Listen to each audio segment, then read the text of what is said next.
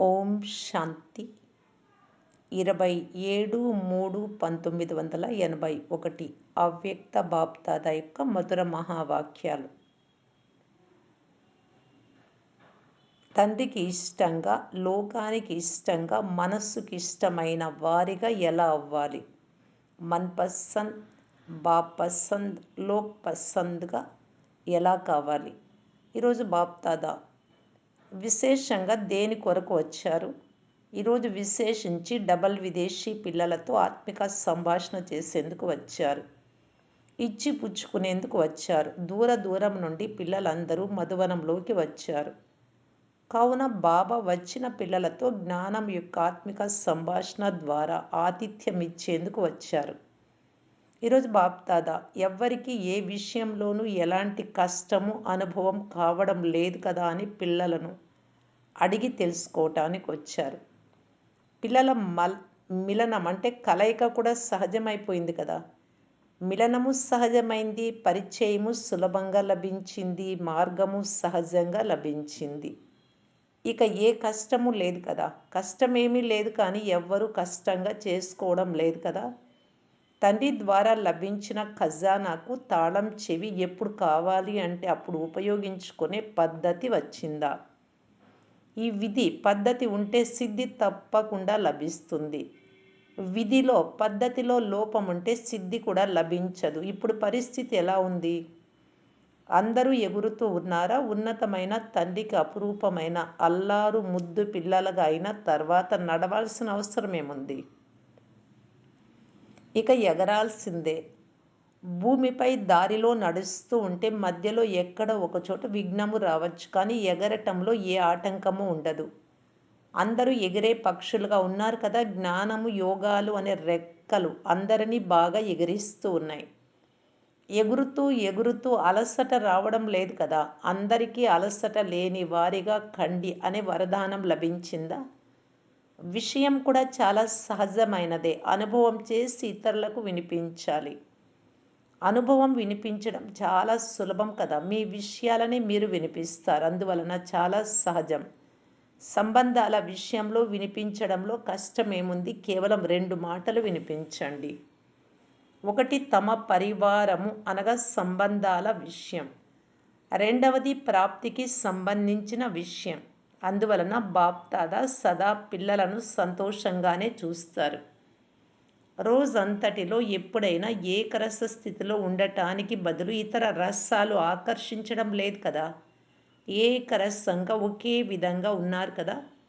నష్టో మోహ స్మృతి స్వరూపులుగా అయిపోయారా? అయితే ఇప్పుడు గీతాయుగము సమాప్తం అయిపోవాలి. అందరూ జ్ఞాన ప్రాలబ్ధంలోకి వచ్చేసారు కదా. స్మృతి స్వరూపులు అగుట జ్ఞాన ప్రాలబ్ధం. కావున ఇప్పుడు పురుషార్థం సమాప్తం అయిపోయింది. స్వస్వరూపం గురించి ఏవైతే వర్ణన చేస్తారో ఆ సర్వ గుణాలు సదా అనుభవంలో ఉన్నాయి కదా. ఎప్పుడు కావాలి అంటే అప్పుడు ఆనంద స్వరూపం అయిపోండి, ఎప్పుడు కావాలి అంటే అప్పుడు ప్రేమ స్వరూపం అయిపోండి. ఏ స్వరూపం కావాలి అంటే ఆ స్వరూపంలో ఎంత సమయం కావాలి అంటే అంత సమయం స్థితం కాగలుగుతూ ఉన్నారా? ఇలా కూడా కాదు అయ్యే ఉన్నారు కదా. తండ్రి గుణాలే పిల్లల గుణాలుగా ఉండాలి. తండ్రి కర్తవ్యమే పిల్లల కర్తవ్యం. తండ్రి స్థితి ఏదైతే ఉందో అదే పిల్లల స్థితిగా ఉండాలి. దీనినే సంగమయుగమని అంటారు. కనుక ప్రాలబ్ధం పొందిన వారిగా ఉన్నారా, లేక పురుషార్థులుగా ఉన్నారా, లేక ప్రాప్తి స్వరూపులుగా ఉన్నారా? ప్రాప్తి చేసుకోవాలి, కావడం లేదు. ఎలా అవుతుంది? ఈ భాష మారిపోయింది కదా. ఈరోజు భూమి మీద, రేపు ఆకాశంలో ఇలా వస్తూ వెళ్తూ లేరు కదా, క్రిందకి పైకి. ఈరోజు ప్రశ్నలతో, రేపు ఫుల్ స్టాప్ ఇలా చేయడం లేదు కదా. ఏకర స్థితి అనగా ఒకే సంపన్న స్థితిలో ఉండేవారు. మీ స్థితి ఎప్పుడు మారిపోకుండా ఉండాలి. బాప్దాదా వతనం నుండి చాలామంది పిల్లల మూడు చాలా మారిపోతూ ఉండడం గమనించారు. అప్పుడప్పుడు ఆశ్చర్యార్థక మూడ్, క్వశ్చన్ మార్క్స్, అప్పుడప్పుడు కన్ఫ్యూజన్ మూడ్. ఆశ్చర్యార్థక మూడు, ప్రశ్నార్థక మూడు, కన్ఫ్యూజన్ మూడు, సంశయాత్మకమైనటువంటి ఆలోచనలు. అప్పుడప్పుడు టెన్షన్, అప్పుడప్పుడు అటెన్షన్ల ఊయలలో ఊగడం లేదు కదా. మధువనం నుండి ప్రాలబ్ధ స్వరూపంలో వెళ్ళాలి. మాటి మాటికి పురుషార్థం ఎంతవరకు చేస్తూ ఉంటారు? తండ్రి ఎలా ఉన్నారు? పిల్లలు కూడా అలా ఉండాలి కదా! తండ్రి ఎప్పుడైనా మూడ్ ఆఫ్ అవుతారా? ఇప్పుడు తండ్రి సమానంగా అవ్వాలి. మీరు మాస్టర్లు కదా!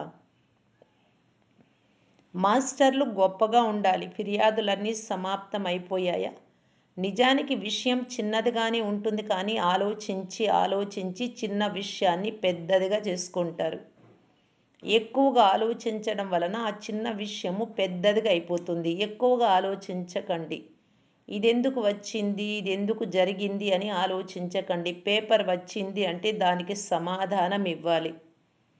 పేపర్ ఎందుకొచ్చింది అనే ప్రశ్న ఎక్కడైనా ఉంటుందా? వేస్ట్ మరియు బెస్ట్, చెడు మరియు మంచి గురించి సెకండ్‌లో నిర్ణయం తీసుకోండి. సెకండ్‌లోనే సమాప్తి చేయండి. వ్యర్థమైనట్లయితే అర్ధకల్పం కొరకు చెత్త కాగితాల డబ్బాలో వేసేయండి. ఈ చెత్త కాగితాల డబ్బా చాలా పెద్దదిగా ఉంది. జడ్జిగా కండి, లాయర్‌గా కాకండి.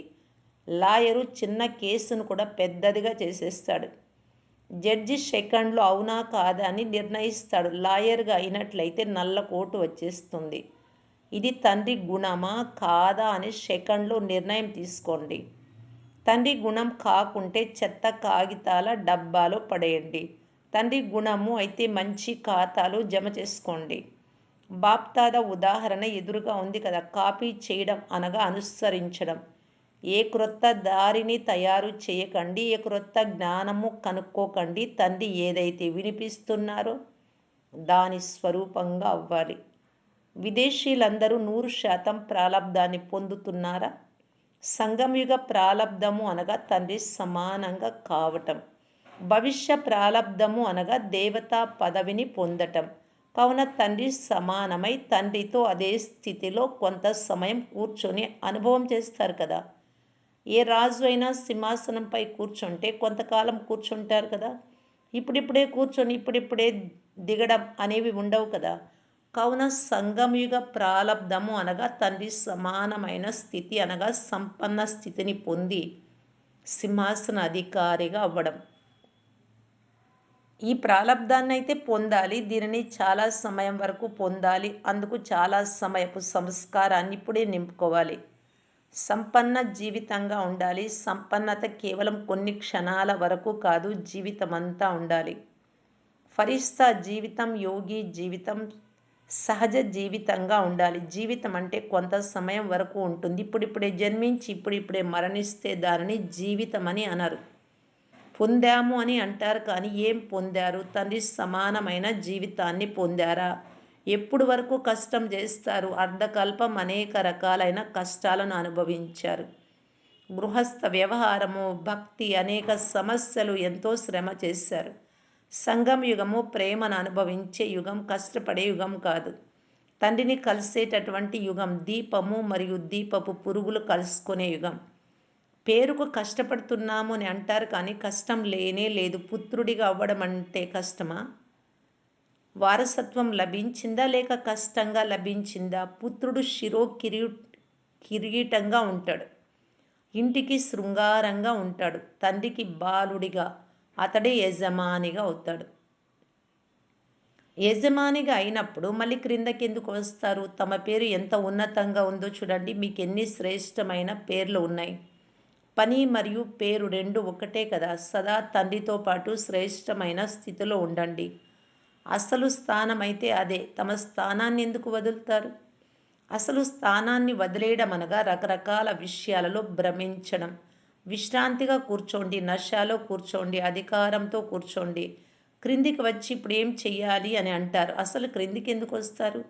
ఏదైనా బరువును ఎందుకు అనుభవం చేస్తారు? భారం మీ తలపై ఉంచుకోకండి. నాది అనేది వచ్చినప్పుడు భారం తలపైకి వచ్చేస్తుంది. నేనేం చెయ్యాలి? ఎలా చెయ్యాలి? చేయాల్సి వస్తుంది అని అంటారు. నిజంగా మీరేమైనా చేస్తున్నారా? లేక కేవలం పేరు మీది పని చేసేది తండ్రా? ఆ రోజు ఆట బొమ్మను చూశారు కదా! అది స్వయం నడిచిందా? లేక ఎవరైనా నడిపించారా? సైన్సు నడిపించగలిగినప్పుడు తండ్రి నడిపించలేడా? పిల్లల పేరును ప్రసిద్ధి చేయటానికి తండ్రి పిల్లలను నిమిత్తంగా తయారు చేస్తారు. ఎందుకంటే తండ్రి నామ రూపాలకు అతీతంగా ఉంటారు. బరువు నాకు ఇచ్చేయండి, మీరు కేవలం నాట్యం చేయండి, ఎగరండి అని తండ్రి పిల్లలకు ఆఫర్ ఇస్తూ ఉంటే మీరు భారం ఎందుకు ఎత్తుకుంటారు? సేవ ఎలా జరుగుతుంది? ఎలా ఉపన్యసించాలి? ఈ ప్రశ్నలే వద్దు. కేవలం నిమిత్తంగా భావించి సంబంధం పవర్ హౌస్‌తో జోడించి కూర్చోండి. తర్వాత చూడండి ఉపన్యసిస్తారో లేదో. ఆ ఆట బొమ్మ నడవగలిగినప్పుడు ప్రాణం లేని బొమ్మ మీ నోరు మాట్లాడలేదా? మీ బుద్ధికి ఉపాయాలు తోచవా? ఎలా అని అన్నారు అంటే తీగపై రబ్బరు తొడుగు వచ్చినట్టవుతుంది. రబ్బరు వచ్చిన కారణంగా కనెక్షన్ జోడింపబడదు. ప్రత్యక్ష ఫలం కనిపించదు. అందువలన ఏమవుతుందో తెలియదు అంటూ అలసిపోతారు.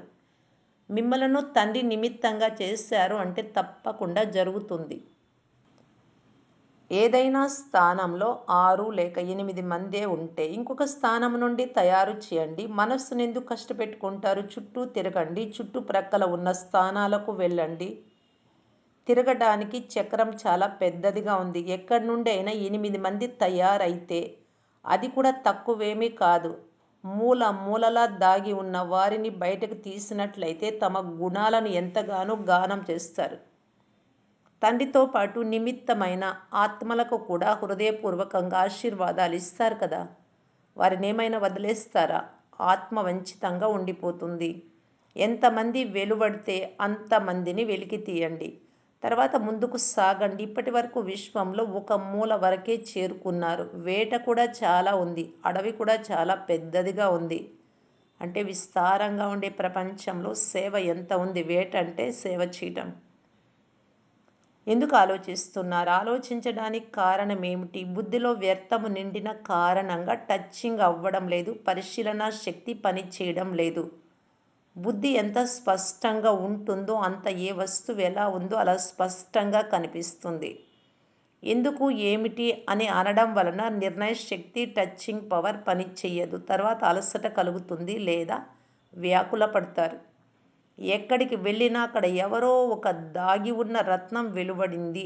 అందువలననే అక్కడికి చేరుకున్నారు కదా! ఎక్కడికి వెళ్ళినా ఒక్కరు కూడా వెలువడని స్థానం లేదు.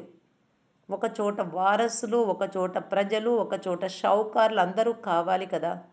అందరూ రాజులుగా అయితే అవ్వరు. ప్రజలు కూడా కావాలి. ప్రజలను తయారు చేసే ఈ కార్యం నిమిత్తమైన పిల్లలే చేయాలి. లేక మీరు రాయల్ ఫ్యామిలీని తయారు చేస్తే బాబా ప్రజలను తయారు చేస్తారా? ఇరువురిని తయారు చేయాలి కదా! కేవలం 2 మాటలు చూడండి. ఒకటి లైన్ క్లియర్‌గా ఉందా? బుద్ధి లైన్. రెండవది మర్యాదలు అనే రేఖల లోపల ఉన్నామా? ఈ 2 విషయాలు సరిగ్గా ఉంటే ఎప్పుడూ వ్యాకులత పడరు. ఎవరి కనెక్షన్ బావుంటుందో తండ్రితో కావచ్చు, నిమిత్తమైన వారితో కావచ్చు, వారు ఎప్పుడూ అసఫలత, అపజయం పొందరు.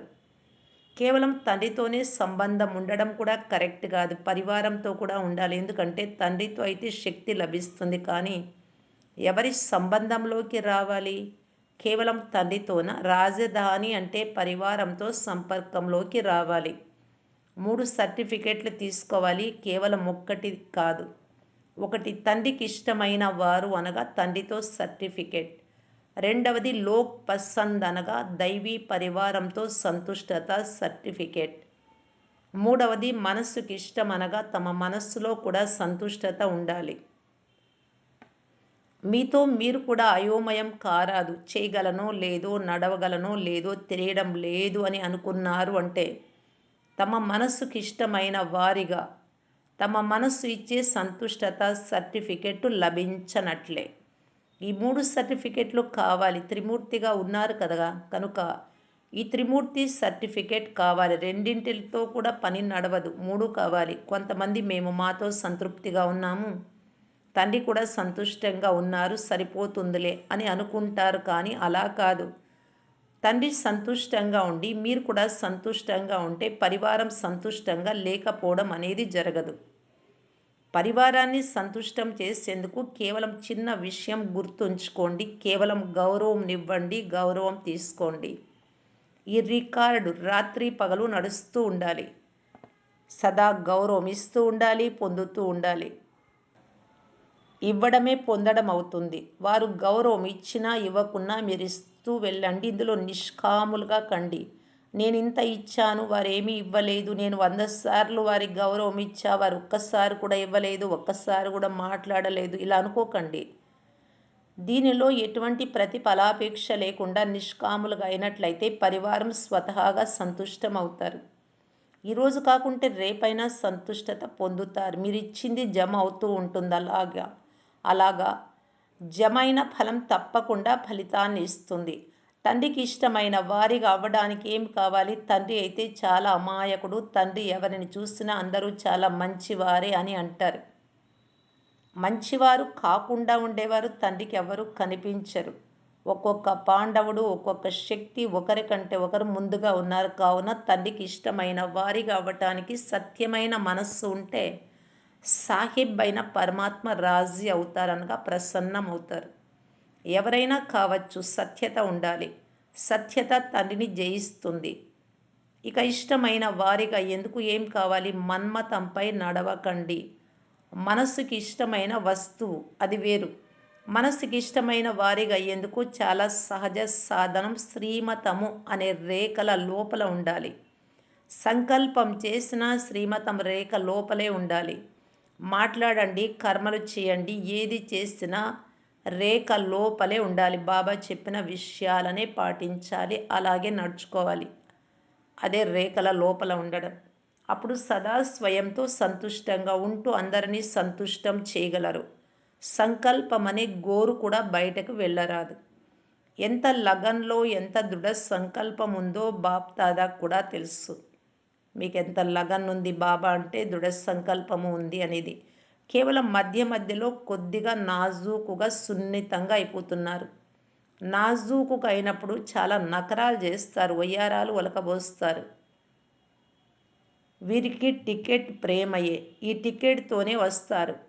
ప్రేమ లేకుంటే, ప్రేమ టికెట్ లేకుంటే ఇక్కడికి ఎలా మధుబన్కి రాగలరు? ఈ టికెట్ మధుబన్ వాసులుగా చేస్తుంది. ఈ ప్రేమ అనే టికెట్ నలువైపులా సేవకు నిమిత్తంగా అవుతారు. బాప్తాదైతే అవకాశం ఇచ్చారు, చేసిన ప్రమాణాన్ని నిభాయించారు. ఇంకా వృద్ధి అవుతూనే ఉంటుంది. స్థాపన అయితే చేశారు కదా. స్వ ఉన్నతి, సేవా ఉన్నతి రెండింటి బ్యాలెన్స్ ఉంటే సదా ఉన్నతి జరుగుతూ ఉంటుంది, జమ జరుగుతుంది. ఇది కూడా ఒక విశేషతను చూశారు. చాలా సమయం నుండి స్వతంత్రంగా ఉన్నవారు తమను తాము సంఘటిత రూపంలో నడిపించుకుంటూ ఉన్నారు. ఇది కూడా చాలా మంచి పరివర్తన. ఒక్కొక్కరు వేరుగా ఉండేవారు, నలుగురు 6 మంది కలిసి ఉంటూ సంస్కారాలను కలుపుకొని ఉంటున్నారు. ఇది కూడా స్నేహానికి బదులు ఇవ్వడమే. పాండవ భవనం, శక్తి భవనం రెండూ సఫలంగా ఉన్నాయి. ఇది కూడా విశేషతే. బాప్దాదా ఈ విధంగా బదులు ఇవ్వడాన్ని చూసి సంతోషపడుతూ ఉన్నారు. ఒక్క బాబా వారిగా ఉండడం, పొదుపుగా ఉండడం కూడా బదులు ఇవ్వడమే కదా. తమ శరీర నిర్వహణతో పాటు సేవా నిర్వహణ చేయడం, రెండింటిలో సగం సగం చేసి నడిపించడం, ఇది కూడా మంచి పద్ధతిని కనుగొన్నారు. డబల్ కార్యము అయినట్లవుతుంది కదా. సంపాదించారు, సేవలు ఉపయోగించారు, శరీరానికి కావచ్చు, సేవకు కావచ్చు, కానీ ఇక్కడ సంపాదించారు, సేవలు ఉపయోగించారు. ఇక్కడ బ్యాంక్ బ్యాలెన్స్ తయారవ్వదు, కానీ భవిష్యత్తుకు జమ జరుగుతుంది. బుద్ధి అయితే ఫ్రీగా ఉంది కదా, వచ్చింది మరియు ఉపయోగించారు.